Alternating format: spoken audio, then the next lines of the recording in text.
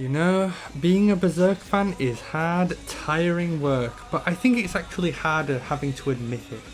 Reading for so long you actually forget when or where you started, having to watch the series slowly change into something that's unrecognisable and almost embarrassing. Having to wait months, years for the next release, sometimes forgetting it exists only to remember, then rush to find there's still nothing. But wait, next week there's a new chapter and nothing happened. Yeah, great, thanks. And after all this, still trying to convince yourself that you're not just doing it out of habit? Me personally, I think I started reading about 10 years ago, not long after I'd watched the original animation. The way it ended was one of the most tragically horrible things I've ever seen, and that last scene of Guts screaming will be forever burned into my mind. It's really not uncommon for an anime based on a franchise to deviate a little from its source material so that it can be streamlined to fit into 12 or 24 episodes. But in Berserk's case, they ended the series on the most infamous cliffhanger of all time, basically forever dooming Casca and Guts to an eternal torture. Whether this was intentional or not, it was perfect in keeping with the themes and spirit of Berserk. In hindsight, it was a great ending. But back then, I couldn't take it. I had to find out what happened afterwards, and ever since then, I've been hooked. For better or for worse.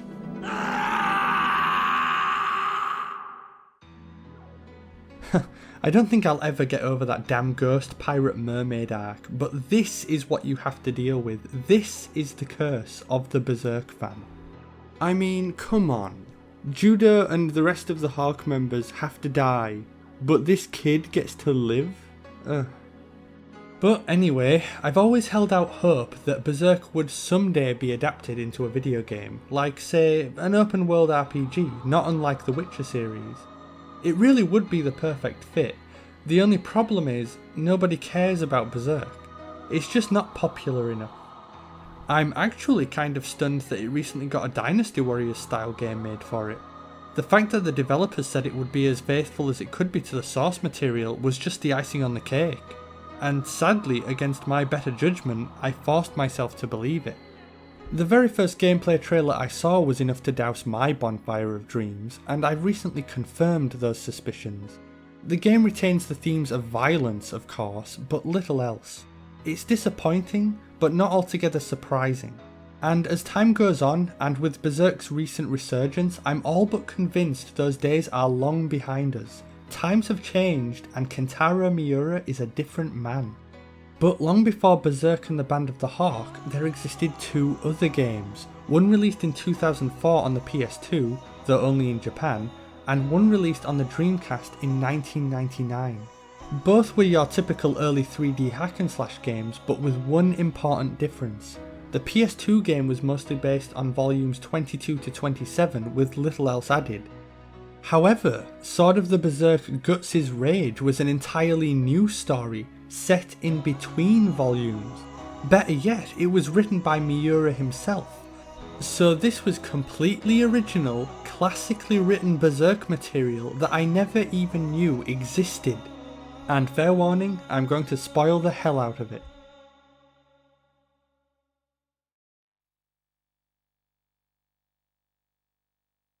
So the game starts off in a typical Berserk fashion, innocent travellers broken down in the middle of nowhere.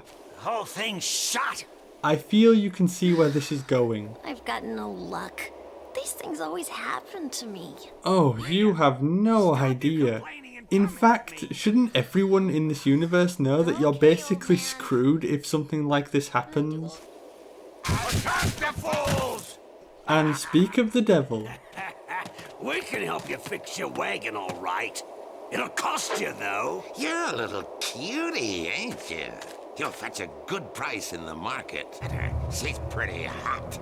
We can take her with us, too, for some fun later. Yeah, things escalate quickly in this world. Although I do wonder how Casca even got that close in the first place. Was Guts using her as bait? What an asshole. Although I suppose it doesn't matter since he isn't far behind. What the? And so the idiot bandits decide to make Guts' day. You punk. Your big sword won't save you, tough guy. I always found it amusing that whenever the bad guys remark on his sword, they're always stunned when he actually uses it. And not only that, they have the balls to take him on, even after he's turned half a dozen of them into mincemeat. Guys, seriously, it's not worth it, just run away. Anyway, unsurprisingly, Guts, the maniac he is, kills every last one of them. Well, I'll be. And the travellers are grateful. Oh, thank you, brave swordsman. You saved our lives. Grateful enough to give him food or money? No. Even though they need it apparently. And while you're at it, we need food and some money. They don't even bother to offer him a ride into town. Got the wagon mended. We're off. Oh, but they do mention that they should stop by to see their performance. We're going to give a performance in the next town. Why don't you come and watch? There's just one road to town and you can't miss it. Those sons of bitches. I suppose they want to charge me for their free street performance too? And Puck, the insufferable little bastard that he is, insists they stop by, if only because being in this grey Dreamcast rendered desert is depressing. Come on, come on, come on. I wanna go. We both wanna go. Please, please, please. Oh, please, come on, let us go. Let's live a little. Come on, Gatsu. Please. Hey, this game's starting to pick up already. Sure, whatever. And then, the opening credits kick in.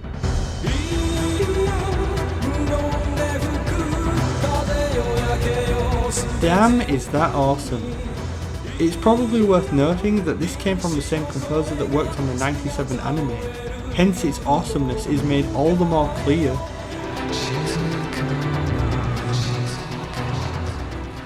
So after their good long walk, Guts and company arrive in town just in time for the performers' main event. Lucky us. Here comes our main event. The Strongman Jaw! And now I understand why it's a street performance. He's possessed by the Mandragora! Damn monster! Get the hell out of our town! I definitely feel like there's some kind of social commentary going on here, but I can't quite put my finger on what. What has he ever done to you? Jump angry! Whoa, watch out! He's going full on roid rage! That's it, Guts, it's time for action. And okay, I'll admit, it's a pretty mindless kind of action, but what can you really expect for an early 3D game on the Dreamcast, honestly?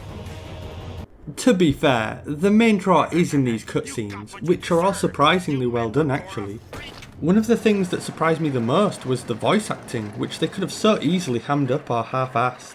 You're basically watching a low-res early CG movie.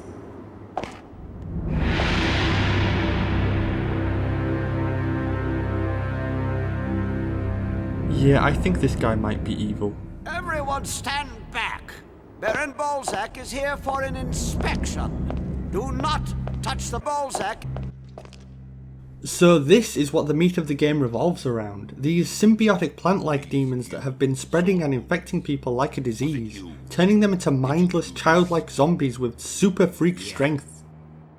The common people, well, they're not happy.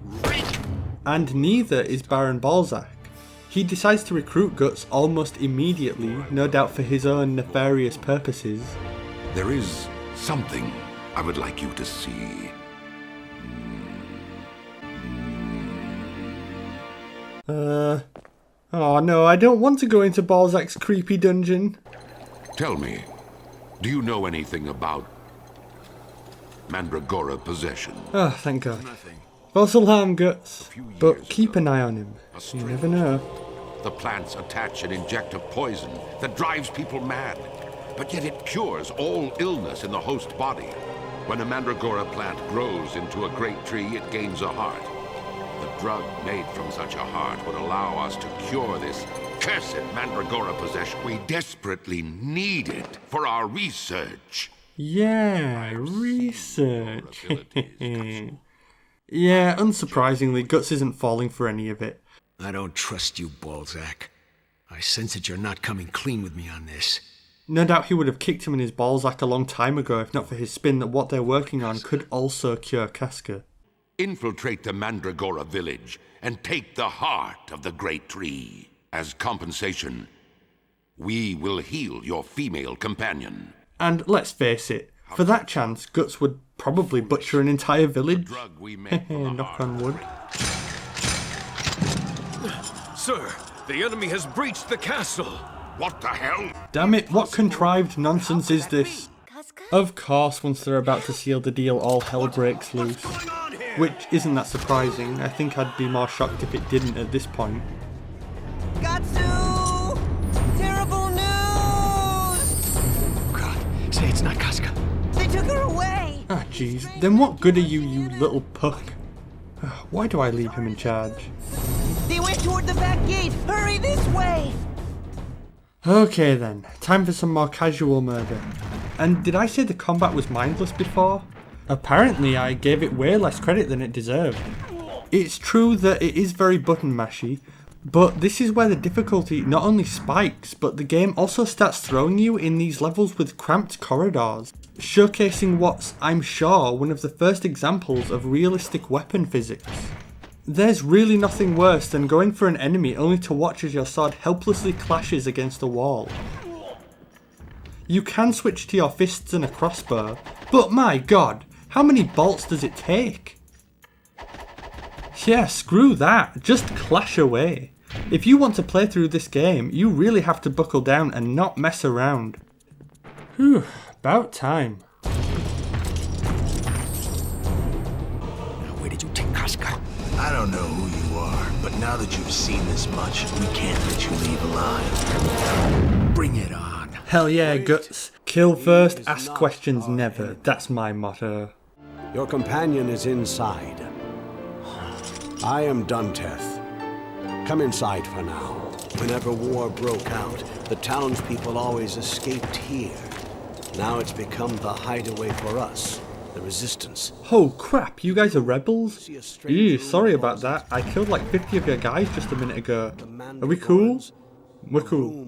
Like a jail. So anyway, this guy mentions that Balzac may not be as up and coming as he seems. Apparently, if you oppress the city and imprison, torture and experiment on the townsfolk, you don't become very popular.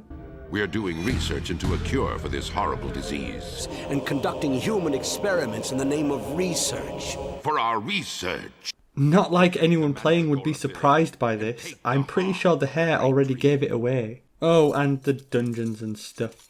Now, before we continue our conversation, holy crap, skeletons! Yeah, that came out of nowhere, and these guys are surprisingly okay with it. What the hell are those things? So yeah, after that random encounter, Guts tells Dunteth that he can go screw himself and decides to work for Balzac anyway. I made Balzac a promise. I'm going to Mandragora village to get the heart of a great tree. Hey, I'm all for it. I'm just as sick of seeing Casca this pathetic as Guts is. And since trying to get a cure is better than not, Dunteth eventually comes around to the idea and offers to lead Guts to the Mandragoran village. I have made my decision. I am going with you to the great tree to get its heart. I will take your companion to where she will be safe. There's nothing to worry about. I see. Okay. Yeah, that's right, Guts. Leave Puck and Rita in charge of Casca again. What could possibly go wrong this time? Hey, is that how you treat your best buddy? I'm off. Well, I'll tell you. Of course, within 2 seconds of Guts leaving, they all get captured again. Well, I'll be. It's the young lady from before. Seriously? Meet again, little... And believe me, I'll get back to you, you old bastard. But sadly, before that, we have to walk down this creepy forest. What, you guys don't have horses? There, you see, now you're dead. Oh my god! A Mandragoran monster! Well, I wouldn't want to break the tradition of having Guts do everything the hard way. Oh, damn it, why do I have to be here? And why do they have to scream like that? This place is freaky deaky. Oh, thank god, zombie frogs. Wait a second, zombie frogs? And these things don't mess around either. You wouldn't think that frogs would pose much of a challenge, but hey, that's Berserk for you, I guess. I sense a trap. Hey, cut that out! What, a QuickTime event? I didn't see that coming. It really doesn't help that I'm not used to playing with the Dreamcast controller. Who the hell was that guy anyway? Just a random bandit?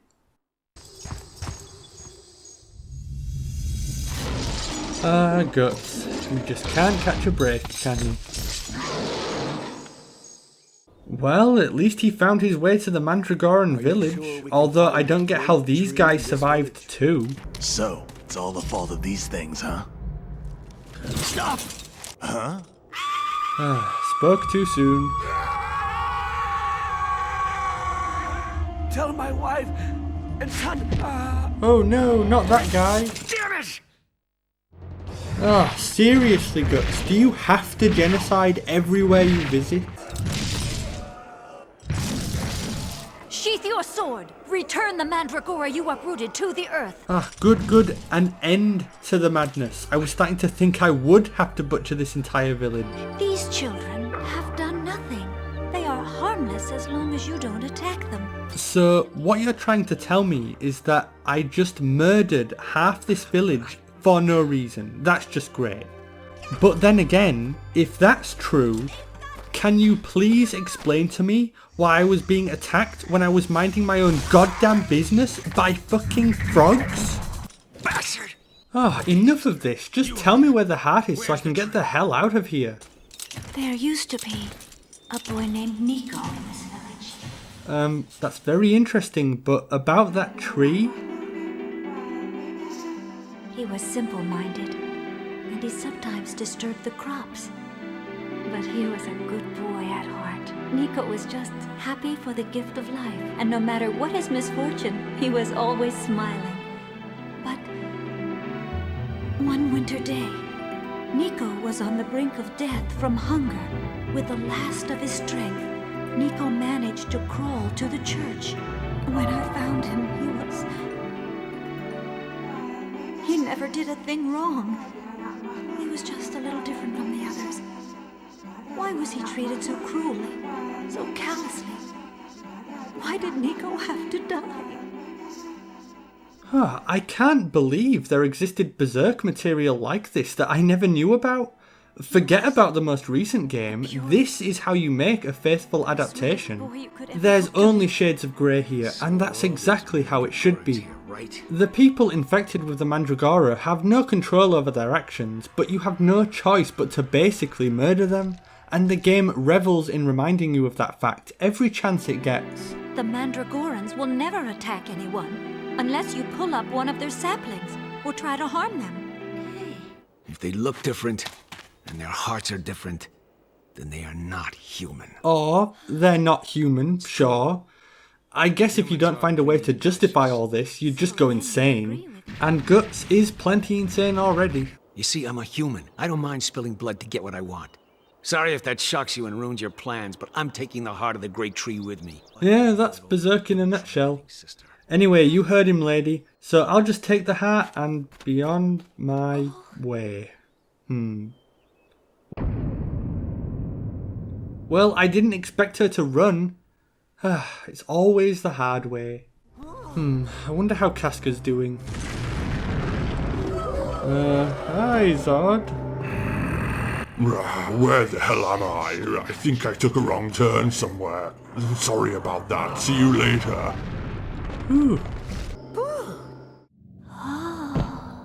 Oh dear God. What? Don't do that. Stop it. Stop doing that. Oh jeez. Oh crap. I think I'm in trouble now. That's it. I'm done. Let's see how Guts is doing. But an underground passage? I wonder what horrors await me now. Thanks a lot, Casca. Here we go. Stairway to Hell. Right away. Damn ankle-biting demons. And I can barely hit these damn things. Oh well. Run away! Oh. Not again. Damn it, I'll never get used to those. Well, this part was fun. Actually, it really wasn't. I spent, no joke, 10 minutes running around in this dark pit getting chased by an endless stream of God knows what. And this is with the gamma setting at full and the brightness turned up, by the way. I can't see a goddamn thing. I honestly can't tell whether it was intentional or just plain bad level design, but either way I felt pretty miserable, so good job I suppose. And the sad part is, after you finally find your way out, the level ends. So I guess it must have been intentional. Damn Berserk. Okay, that's it, end of the line. I've had enough of your crap, so just give me the heart or I'm gonna have to put you down. Wait a minute, she was a monster? Oh, listen kid, don't look at me like that. The nun started it first, okay? She had it coming. So this freaky plant thing is one of the larger scale bosses. Some are tougher than others, but when fighting any of them, all it really comes down to is playing smart and trying not to get hit too much. Although in this particular case, it didn't really matter. I just mashed the attack button. You dropped your head. Oh, come on, seriously?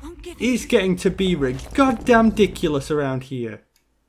It never ends. I know, right? At this rate, the manga will never be finished.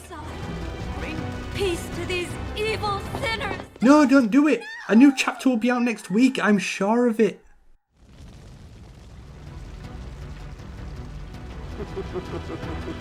Now just do as I say. Don't forget that we have a hostage dear to you. This game just wants to torture me.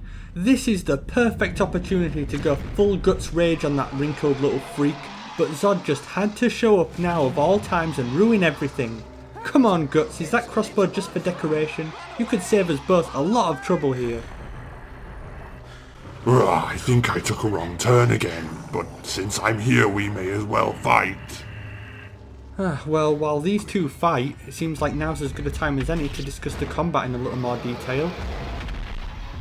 There are two attacks, a light and a heavy swing, that can be combined in various ways for a variety of advanced combos, none of which are shown in the menus or in the manual by the way, so it's up to you to mostly figure it out. There's a block, which I honestly never used. Yeah, I have a bad habit of that. But there is a dodge slide, which I abuse like crazy, especially in this and later boss fights. There's also a few different items like healing powder, bombs, and a powerful hand cannon attack. Last but not least is Guts' Berserk mode. With every attack that Guts lands or takes, he increases his Berserk meter, and once it's full, he gets a crazy look in his eye. Your attacks become faster, more powerful, and you also become invincible until the meter runs out. It definitely helped against Big Bad Zod. That is enough for today. You better hurry. That bandit girl is in trouble.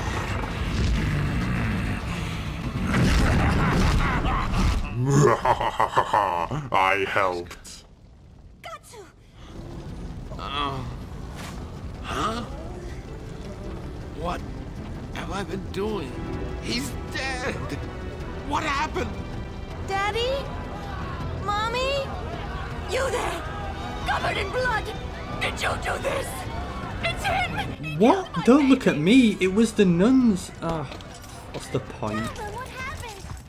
And of course, the first thing I have to do in the next stage is massacre yet another group of mindless townies, not to mention the entire company of guards, or at least I would have massacred them.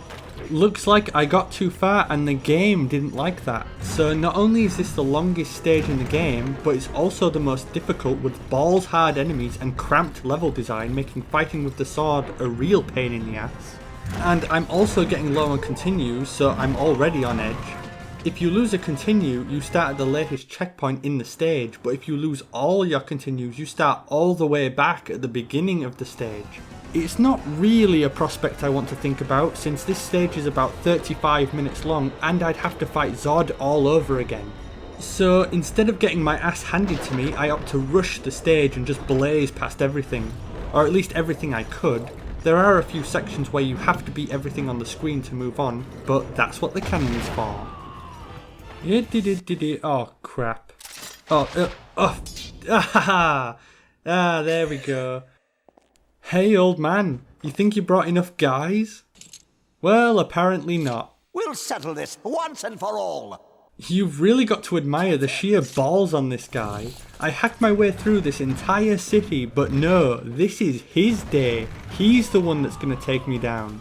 Funnily enough, this is a pretty damn tough section, and this old man sure does take a beating.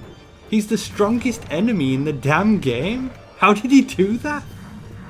Shame really, after I beat him, there's no lip service or cutscene, or anything really. He just fades away. Oh well. Time to kill Balzac, I guess. You came back. I can't give you what you want, or get what I want. But what about her? She's your daughter. Isn't she enough? She is not my daughter. She is Annette, my wife. Dun dun dun. Each day, I give her the drug extracted from the Mandragora heart. It cured her every disease, but that's not the only thing it took away. It took all her memories, her passion. And of course, it wouldn't be Berserk if the villain wasn't empathetic. Though not so empathetic I won't kill him. No, let's not be crazy now. No, in the end it all becomes too much for the Baron. He drinks some Mandragora goo and then the boss rush begins. First up is this souped up version of Balzac. He's that kind of annoying boss that likes to jump around a lot. It's the kind of fight that makes you think you have to dodge around and take your time, but really, the longer the fight takes, the worse off you'll be. Just mash like crazy and do not stop until he is dead.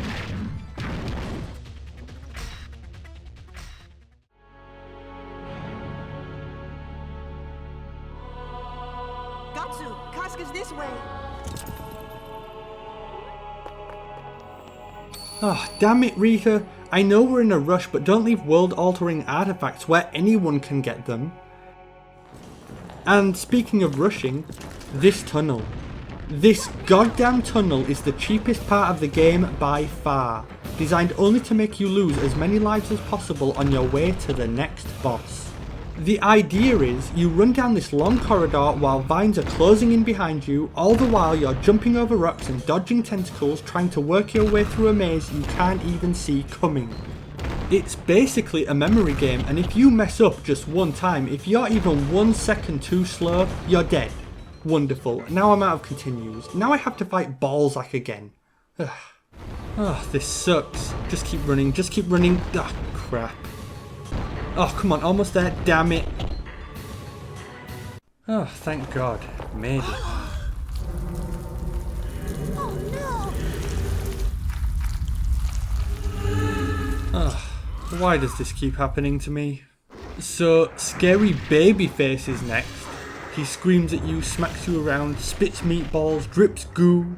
And it can fly, making it the most annoying boss in the game, since you can only hit the damn thing when it comes close enough, or you could try a suicidal jump attack. And is it just me, or does Kentaro Miura have some kind of morbid fascination with creepy old bastards and baby-faced freaks? You've got to admit though, it is grade A nightmare fuel.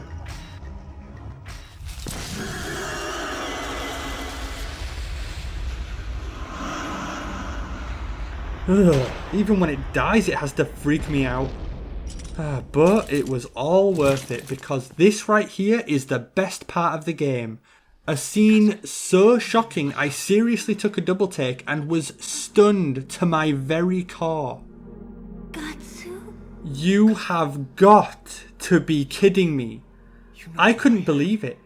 If you're a fan of Berserk, this single scene elevates the entire game and it only lasts a few seconds. It's a scene so tragic and honestly masterful, I can't believe it wasn't included somewhere in the manga before now. I really can't. Casca! Casca! Casca!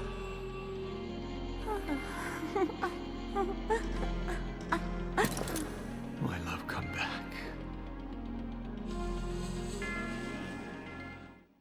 Poor Gatsu. So close. And yet, so far. Can you believe it's been 17 years? She's still like that in the manga, even now. Don't you think Casca's suffered enough? Hurry up, Miura. Yeah, that's the face I made when I saw the 3-part Berserk movie. Jeez.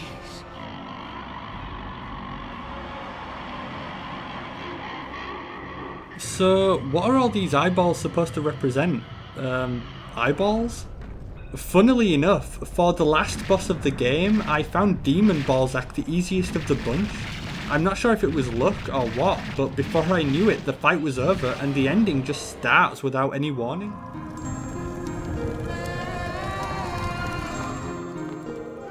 Everything seems to have quieted down, eh? Not exactly. Get out of town, you monster! We don't want any mandragorans like you around here. And not a single lesson was learned. Wait! I'm not a mandragoran! So, this is where we bid farewell. I'll remember you all. Yeah, well, I'll forget you as soon as the credits start rolling, and we'll never mention this again. Whew, this has been one crazy day. That's it, no more helping random strangers. This is the best Berserk game you're ever likely to see. Every time I thought I had it figured out, it just kept on surprising me. The graphics and gameplay haven't aged particularly well, sure, but you know what, it was a hack and slash game made for the Dreamcast in '99, I think I'll give it some slack. It doesn't matter anyway, because the direction in this game is so good, you almost forget how old it is. They could have so easily just had the characters stand around limp staring blankly into the camera. Believe me, I've seen a lot worse, even from games released today. The only thing that's a little disappointing is the length.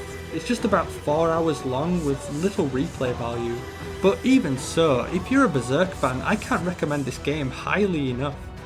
And even if you're not, there are worse games you could spend your time on.